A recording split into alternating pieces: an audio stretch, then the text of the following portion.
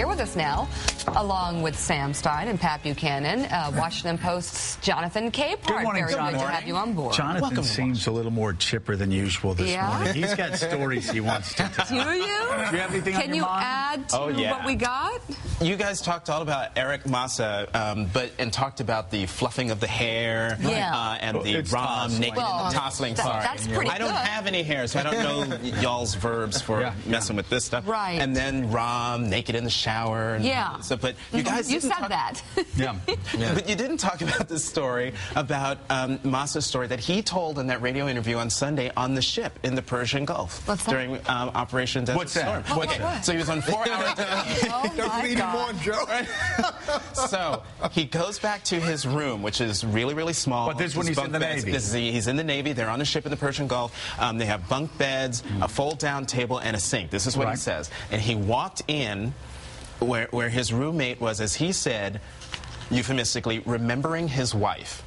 And that his spouse, and then said, let your imagination run wild. And he said, rather than embarrass the guy, I decided to walk in, and I pat him on the leg and said, if you need any help with that, let me know. And then I went to sleep. Help with... Pat and I are uncomfortable. Don't. But this is Moss is telling this story, and he said the Why guy... did he say that on radio? Hey, because he was talking about critics who were dredging up all these other allegations of Mika, I'll explain you later. You know, it sounds like he's out. Sounds like he's sort of outing himself to get this stuff out before somebody else throws it out. But he said on the radio, he's not gay, and if he were, it's not. Why would I be telling all these stories that make me sound like I'm gay? I'm not gay. It is 6:45 in the morning. I know, but we can say all these things before 7. But but he clearly has man troubles. I mean, you've got Rom naked in the shower and him naked in the shower. You've got this Navy story. You've got the hair. Was it fluffing? Did you say? Tossling. Pat, you look very uncomfortable.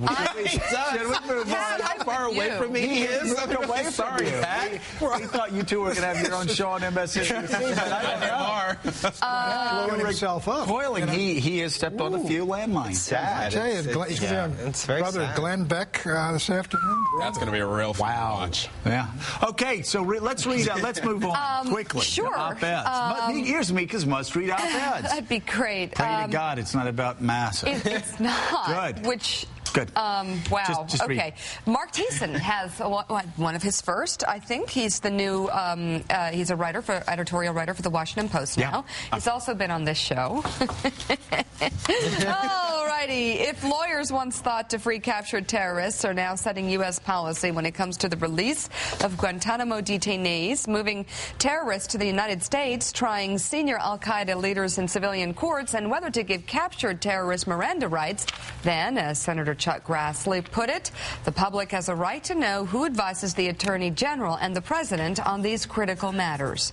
Only when this information is public can members of Congress judge whether these individuals have properly recused themselves or whether they should be involved in detainee matters at all.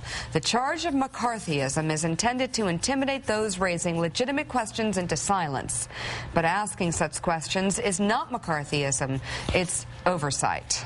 Pat Buchanan, do Americans have a right to know who isn't working in the Justice Department advising Eric Holder on these matters involving al-Qaeda if they represented al-Qaeda? Well, I think let me restate that. If they did their jobs, Well, I think and represent al-Qaeda. I would say the people have a right to know whom you represented, whether Edward Bennett Williams representing Jimmy Hoffa or something like that. But you ought not to conclude because someone represented an al-Qaeda guy that therefore he favors what al-Qaeda does, because obviously if you got military tribunals, some of the guys defending these al-Qaeda characters are probably American officers and American soldiers. Jags. Right, they are. But today we're going to have Gene Robinson on. He really went after Liz Cheney this morning. Does he ever? Talks about McCarthyism and her holding in her hands a list of names. I'll ask you the same question I asked Pat. Don't Americans, though, have a right to at least know if these people are shaping policy in terrorism?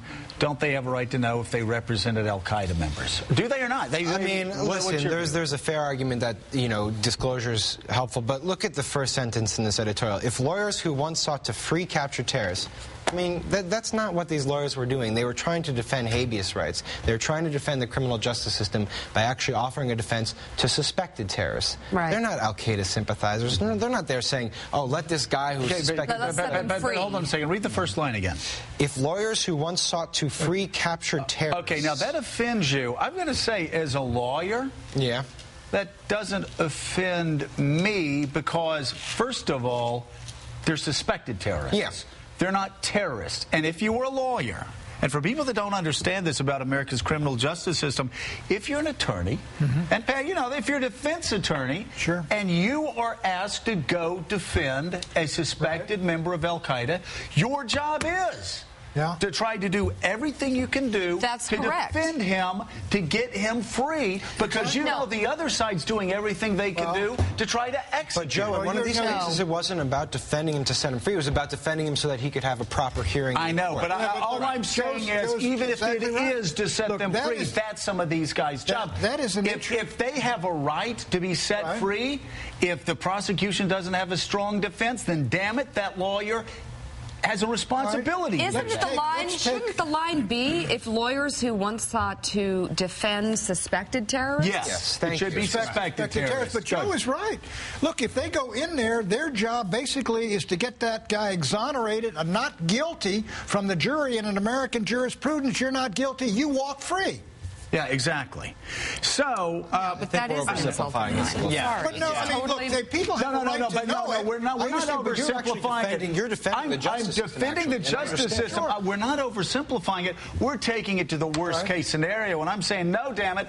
If you go in and tell me that my job is to give this guy, you fight for this guy's habeas corpus rights, I'll say, okay, I'm going to do that. But if I find something in the file that suggests he doesn't belong here, my job is to do everything I can do as an attorney, as a member of the United States military, and I think to get this guy free. I think we're a better country for it, because we need to have people. We need to have a legitimate justice system that allows suspected terrorists the right to defend. You also have a right to know. Look, those lawyers. We do have a right to know. Everybody here, I think, believes O.J. is guilty. What was the job of those lawyers? Get him off free. Right. And they did. Oh, Lord. Okay. That's the nature of the law. That's a good point. But they shouldn't be branded non-terrorist sympathizers. Let's get over this. That's You're calling the O.J. lawyer? All right. All right. We're going to have to finish this a little later.